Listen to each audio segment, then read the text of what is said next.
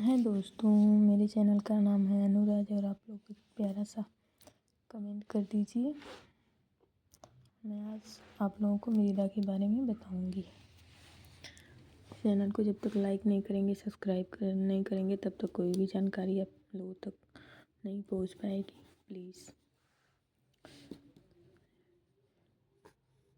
देखिए, मृदा है, हम आप लोगों को मृदा के बारे में ही बताऊंगी। भारत की मृदाओं का वर्गीकरण उत्पत्ति, रंग, संयोजन तथा अवस्थिति के आधार पर है। भारत की मृदाओं का वर्गीकरण उत्पत्ति, रंग, संयोजन, अवस्थिति के आधार पर है। देखिए, जलोढ़ मृदा, काली मृदा, लाल और पीला मृदा, लैटेराइट मृदा, शुष्क मृदा, लवणीय मृदा, पीट मृदा, वन मृदा। क्योंकि आजकल सोशल मीडिया का ज़माना है और इस पे सब लोग डांस रहता है, उसे तुरंत देख लेते हैं और अच्छी चीज़ें जल्दी कोई नहीं देखता है। अच्छी चीज़ें देखेंगे तो इससे कुछ ना कुछ ज़रूर सीखेंगे आप। इसलिए मैं सोची कि इसी चीज़ के बारे में जानकारी दी जाए, ताकि आप लोग जो भी देखें उसे कुछ ना कुछ यहाँ से मिले। डांस तो तुरंत लोग लाइक करते हैं, देखते हैं क्या है नहीं है, लेकिन अच्छी चीज़ें किसी को जल्दी समझ में नहीं आती हैं। कहते कहते थक जाएंगे तब कोई एक बार लाइक करता है और एक बार सब्सक्राइब करता है, क्योंकि इसमें फ़ायदा आपका भी है, जो भी इसे देखेगा सबका फ़ायदा है। लेकिन आज के ज़माने में देखता कहाँ है कोई, अच्छी चीज़ें नहीं जल्दी कोई देखता है। मृदा सोइल शब्द की उत्पत्ति लैटिन भाषा के शब्द सोलम से हुई है, जिसका शाब्दिक अर्थ है फर्श, फ्लोर से है।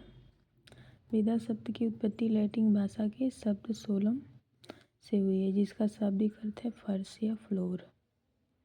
का शाब्दिक अर्थ है फर्श या फ्लोर। लैटिन भाषा के सोलम शब्द से मृदा की उत्पत्ति हुई है। भारत में सर्वाधिक क्षेत्र में कौन सी मृदा पाई जाती है? जलोढ़ मृदा और क्षारीय मृदा। रेगूर मृदा को किस अन्य नाम से जाना जाता है? काली मृदा। रेगूर मृदा का सर्वाधिक विस्तार किस राज्य में पाया जाता है? महाराष्ट्र में। रेगूर मृदा का सर्वाधिक विस्तार महाराष्ट्र में पाया जाता है। और मालवा पठार में किस मृदा की अधिकता है? काली मृदा की है। मालवा पठार में काली मृदा की अधिकता है। काली मृदा को स्वतः जुताई वाली मृदा भी कहा जाता है, जिसमें सिंचाई की कम आवश्यकता पड़ती है, और यह मृदा कपास की खेती के लिए सबसे उपयुक्त मानी जाती है। कपास की खेती के लिए काली मृदा सबसे उपयुक्त मानी जाती है, और स्वतः जुताई वाली मृदा भी कहा जाता है काली मृदा को। मिट्टी का पीला रंग फेरिक ऑक्साइड के कारण होता है, जबकि लाल रंग लोहे के ऑक्साइड के कारण होता है। मिट्टी का पीला रंग फेरिक ऑक्साइड के कारण होता है, जबकि लाल रंग लोहे के ऑक्साइड के कारण होता है।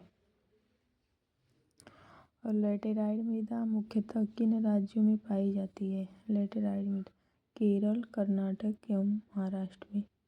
लैटेराइट मृदा केरल, कर्नाटक और महाराष्ट्र में पाई जाती है। लोहे की मात्रा अधिक होने के कारण कौन सी मृदा दिनों दिन अनुर्वर होती जा रही है? लोहे की मात्रा अधिक होने के कारण कौन सी मृदा दिनों दिन अनुर्वर होती जा रही है? लैटेराइट मृदा।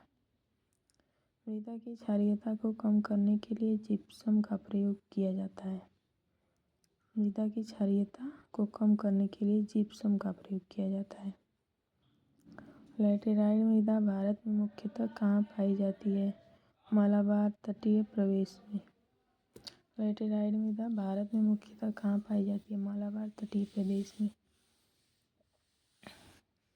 सबसे कम जलधारा क्षमता किस प्रकार की मृदा में होती है? सबसे कम जलधारा क्षमता किस प्रकार की मृदा में होती है?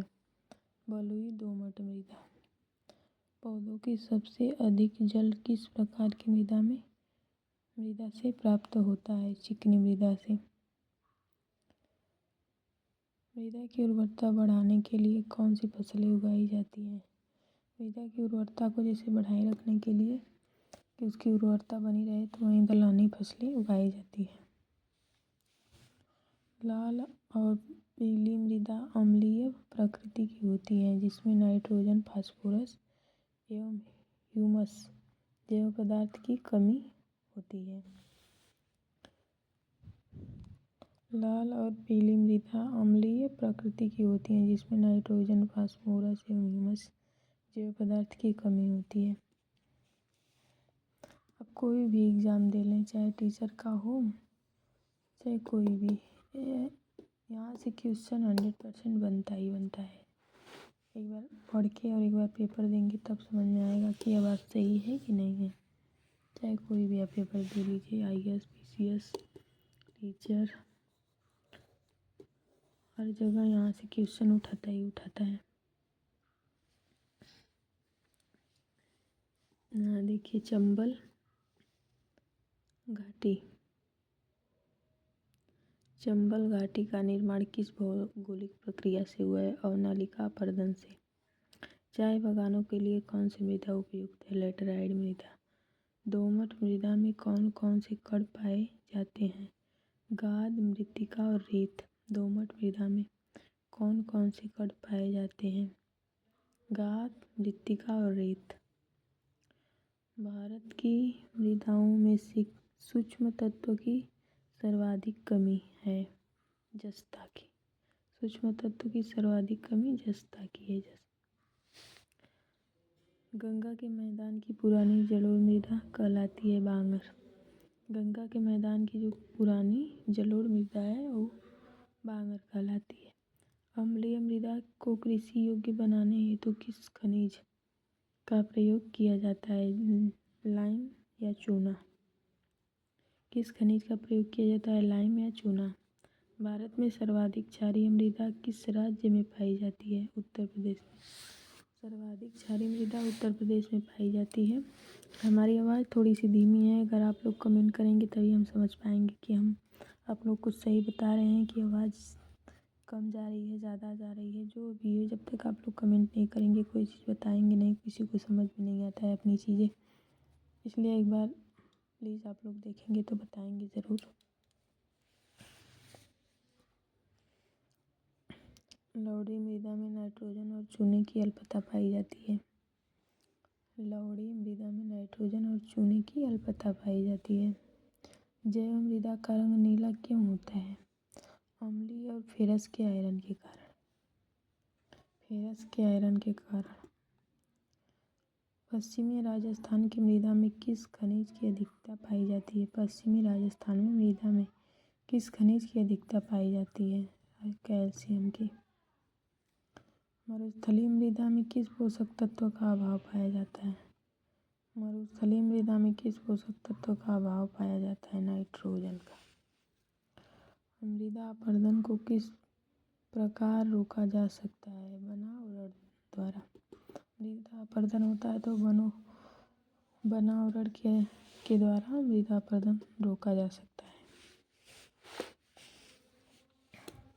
देखिए, pH मान और मिट्टी की प्रकृति है। यहाँ 1 से 6 अम्लीय मिट्टी, 1 से 6 के बीच pH मान हो तो वहाँ की मिट्टी अम्लीय है। और 7 उदासीन मिट्टी, 8 से 14 क्षारीय मिट्टी, 7 से ज़्यादा है तो क्षारीय, 7 से कम है तो अम्लीय है।